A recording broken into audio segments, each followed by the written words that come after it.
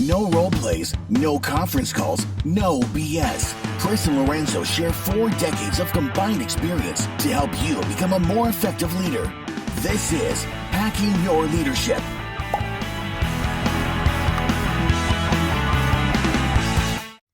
Hey everyone, this is Chris. And Lorenzo. And welcome to our Best of Saturday series. Now that we have hundreds of episodes, we get a lot of listeners asking us where to start. So we'll be selecting some of our most popular episodes to share each Saturday from our years of podcasting. We hope you enjoy it. Welcome to Hacking Your Leadership. I'm Chris. And I'm Lorenzo. And Lorenzo, on this episode, I want to talk about onboarding. Like bringing new people on and hiring people, huh? Exactly that. In my consulting practice, I've worked with a lot of companies, a couple of big ones over the last year and a half. And one of the things I like to do is when I meet somebody new to an organization is I like to talk to them about their onboarding process because I want to see what works and what doesn't work. And I noticed a huge gap between different organizations in how their onboarding process was during the pandemic. And some organizations were pleasantly surprising in terms of their onboarding process and what the new employees reported the experience was versus others. And I kind of want to lay out a scenario here and tell you and kind of get your thoughts on what you think about this. If an employee is new to an organization prior to 2020, depending on how seriously the organization takes the onboarding process, they may, have a person kind of show them the ropes, kind of assign them a buddy, that kind of thing. Or there might be kind of just an assumption that, well, they'll kind of learn. They'll learn because they're sitting at a cubicle and they're next to other people and they get invites to meetings. They'll sit in meetings. They'll learn the culture because they'll just be in the room with people. It just kind of happens over time in sort of remote environment. And there's no way for that to happen unless you actually make it happen. Like you're very intentional about it. Mm-hmm. And so I have spoken with a lot of people over the last year and a half who have said that their onboarding process during the pandemic was the best onboarding experience of their professional lives because it was the first time that somebody actually took the time to go through things with them. And they had a contact person and there were people that were very intentional about giving them the data they needed. And I thought, well, that's very interesting, but it leads me to believe that it is not an intentional process outside of an environment that says this is definitely not going to happen unless we do it. Have you seen that before? Or have you noticed people kind of slip through the cracks because it's just kind of assumed that, they'll kind of learn. They'll be here, it's osmosis. Yeah, well, I think historically, some of the organizations that I've seen do a great job with onboarding is because there's a pretty clear-cut process to some of the things that you mentioned. Like there's the time that's dedicated, there's the specific things you're going to go over. There's an order in which you learn things, you get things, you spend time with people and typically different people. I think, being able to really kind of work through a culture is having to meet many individuals in the organization to reflect what the culture looks like. And I think that... And to honestly to find people that you gravitate towards. The more people you meet, right, the more likely you're able to find people who you can go all right, this is my go-to. This is my, we're going to get along here. I can have a beer with this person, not just work with them. Exactly. It allows you to kind of start to build your relationships and build your network as you get in there. I think some organizations where people, it kind of falls into the hands of who's really passionate about that onboarding experience and do they bring it to life off of the paper and off of the strategy versus the organizations where you have people that are like, well, it's kind of my job, or I guess it's my turn this time, or I've been asked to do this. And so they just kind of go through, what needs to get done and they just move along. So I think what ended up happening specifically with the virtual world and onboarding was that there were, and we've talked about this on the podcast before, there were people that had this natural skill set for the virtual world, whether they were used to doing social media or they were streamers or they were, whatever it might be, really comfortable, really enjoyed being in their home, really good at kind of, building out structure and process, but had a natural tact for connecting with people in the virtual space and over virtual meetings and things like that. And I think what ended up happening was there was so much focus of this is different. This is not like we normally do onboarding or we have in the past. We have to think about this. And that level of attention led to much better strategies, led to much better clarity in how things come across, and probably highlighted individuals that did this really, really well and allowed them to have the space to go and onboard people. So I think that everybody in the workforce one way or another had to figure out some of this virtual world in certain situations. But I think specifically for onboarding and bringing people on, I think the companies that spent time and attention on it probably got the biggest bang for their buck. And those that were just like, well, I guess we have to have a process, so let's figure one out, probably got the same type of experience virtually as they did physically. Right, I agree with that. There was something. This is kind of a little tangent here, but you'll see where I'm going with this.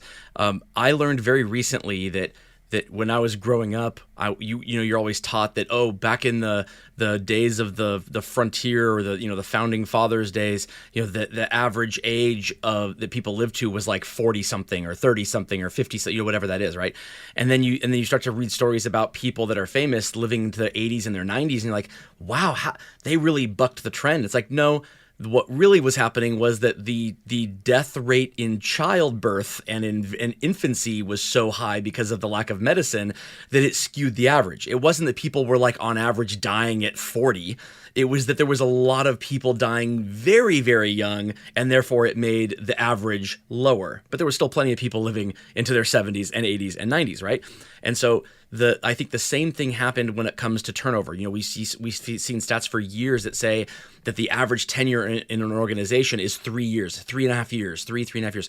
And that can imply that people are looking for jobs every 3 to 3.5 years. And no, what it actually is that there are a lot of people who are with companies a long time, and then there are a lot of people who are leaving organizations in the first 6 to 12 months. Mm-hmm. And that is skewing the average. It's this death in infancy when it comes to organizations that causes the turnover to seem higher and the retention to seem lower. And if somebody's leaving during the first 6 to 12 months, to me that says the onboarding experience was terrible. Because that's all you have to go by. It's that you put your best foot forward in the interview process. You assume the organization's doing the same thing if they want you there. But if the onboarding process doesn't reflect what you thought you were going to get during the interview process, that could be a jarring experience, and it could lead people to think, all right, I need to jump ship now because I don't want to find myself hating this place 2 years, 3 years from now, and so I end up leaving. And so this is a very important thing when it comes to hiring managers, in that there are hiring managers in organizations where the trend has been to remove the people from the decision process who are actually going to be the ones leading the new hires. And what's around that is this goal of making sure that you don't have people making decisions based on their own best interests as a leader, but rather on the best interest of the organization as a whole. You get more diversity that way. You get less groupthink. There are a lot of benefits of kind of bringing people in from the outside in the hiring process. However, if your organization's hiring process is completely external like that, if you've really Googled it to the point where you don't have the person who has stake in the game making the decisions, then you actually get into a situation where someone gets to hire somebody and then wash their hands of the situation, say, well, my job is done. I've made sure that we were inclusive and diverse, and that that there was no like kind of ulterior motives here. It was a very objective hiring process. And now it's the job of the team to get this person integrated. I've done my job. And that's where this can break down. Where organizations do it well is when you have like an assigned mentor, like a person who's it's your job, Lorenzo, it's your job to integrate Chris into this organization and to make sure that he does a good job, or that he has a good experience onboarding. When it's a team's job to onboard a new person, it's nobody's job. No, exactly. And I think that it's important, like I said earlier, just that ability to have somebody in that space that's passionate about it, they represent the brand well, they do all those types of things. Like, it's really easy to watch Undercover Boss. Sure. And then be like, ugh, oh my gosh. Like, you know what I mean? Like, you see these horrible behaviors of the person trying to help the CEO learn something and just giving them attitude and bad things, and they feel like they don't want to be there.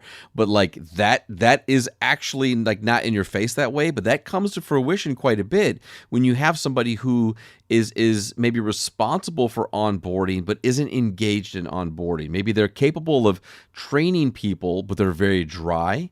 they're not looking for the ability to help people connect dots. They're not aware of learning styles or how to make the adjustment or what you need to do. Yet maybe they're really good at teaching you something, but teaching is very different than engaging, which is very different than like onboarding, welcoming, including. Like these are all different things that are necessary. And I think you're spot on. Like I think there has to be an ownership with an individual that would go on, their review, that would be discussed as a means of expectations of their role, whether that means that they get an increase in compensation or that this is something that's a responsibility that, that prepares them for the next role.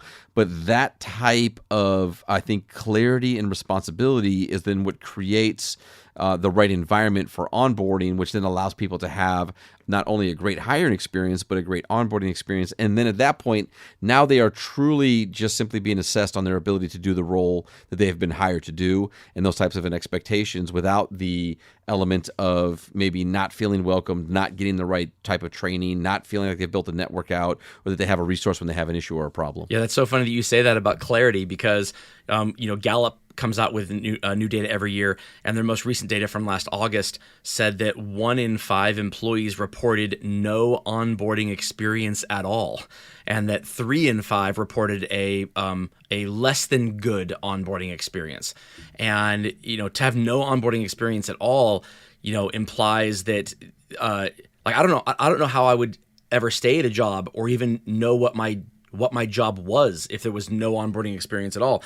But the ones that said that they had a great onboarding experience, the single biggest factor was the onboarding process organized and delivered in a way that where the clarity of expectations were there.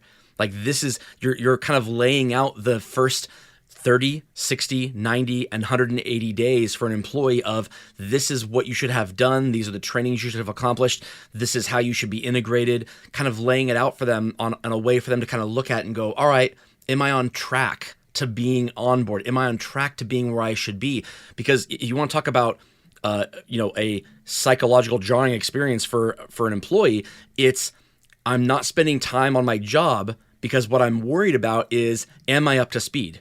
I'm worried about, am I going to look like an idiot in a meeting because I'm not where I should be? And if there is a kind of a universal calendar or a thing that's been sent to me personally based on my job and my job description and the people that I work alongside of this is where I should be at every step of the way, I can gut check that every day if I need to make sure I am where I need to be. And then I can be vocal about it when I am not getting the training or the orientation or the onboarding or all of these things that should be happening. So laying it out in an objective way says that this is the expectation in advance. This happened before I was even hired. Was this expectation was put in place?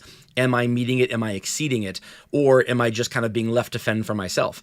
I think that level of objectivity and clarity is obviously it's the biggest difference. Absolutely. No, and I think it's funny because like you have to imagine to say that you have no onboarding at all. Like, well, then how do you even like sign into a system to like get your paycheck or like so what that means is it's not a technological onboarding, not a cultural onboarding. Correct. What that means is that they were onboarded with the things they needed to get their job done, but at no point was there somebody saying like, I'm here to make sure that you're good. I'm here to make sure you have what you need. I'm here to make sure like it was a very, very specific and transactional type of an experience for somebody.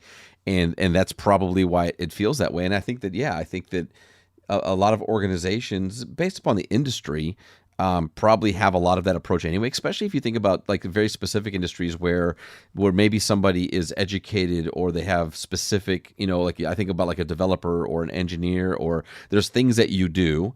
And it's like you've got the education, you've gone through the interview process, you can do this type of work.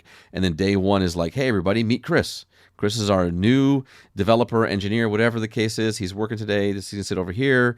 Hi, Chris. Great. Okay, Chris, here's your desk, right? And your new project manager will connect with you in regards to the work that you're doing. Have a great day. And it's like, but what are we doing with that? And how are we considering the longer term effect? How are we considering that fact that you said earlier, which is, greatly reducing that turnover rate in the first 6 months to year?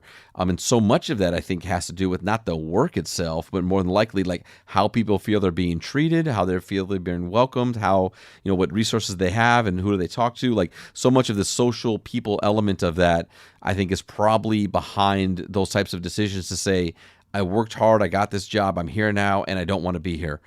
So much of that, I think, is really down to the people piece. And if strategized and implemented correctly, you can go through a lot of that and make sure that that's not a factor in early on, voluntary, quitting of the job. Right. There's something very impactful from a negative standpoint around seeing a lack of excitement among the people that you are going to be working alongside, people who you probably didn't spend a lot of time with during the interview process, right? So you met your hiring manager, you had several interviews, likely that they were excited about, they were doing a job, like their job was to hire you. And so they were engaging in their job because it was their job.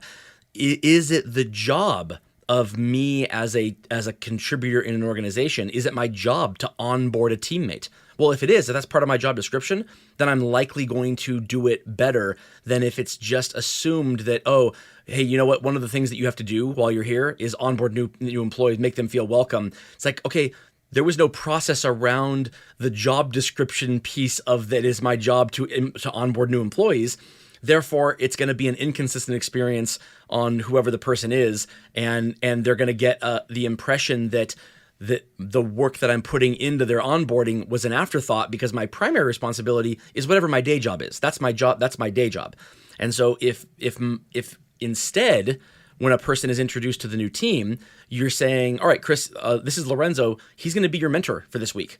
And look over there. That's Jennifer over there. She's going to be your mentor the following week over there. Jennifer, raise your. Oh yes, okay. So what you're going to do is you're going to have the last hour of every day is going to be scheduled to be sitting with Lorenzo, and you're going to be working on what you went over, what you need, what questions you might have. That's the last hour of every day. And now Lorenzo, because that's part of your job, that's your actual last hour of your day. That's your job. Now you're engaged in that and not thinking about the other work that you should be doing or couldn't be doing that is your job. That's taken off of your plate because now your job is to make sure that Chris is onboarded well and integrated into the culture. And again, it's that very intentional way of saying that it is important that a new employee feels like they felt when they left the interview process. It's important that when they walked out of there excited, thinking, you know what, this might be the next thing for me. I'm excited about this company. I think I'm going to accept the job offer. That level of passion and excitement, if that drops by even a little bit during the first week or first 2 weeks, then you've not done a good job as an organization in terms of the culture around your onboarding. They need to feel just as energized during that process as they did during the interview process, or you're not putting enough kind of intentional thought into this. Yeah, absolutely.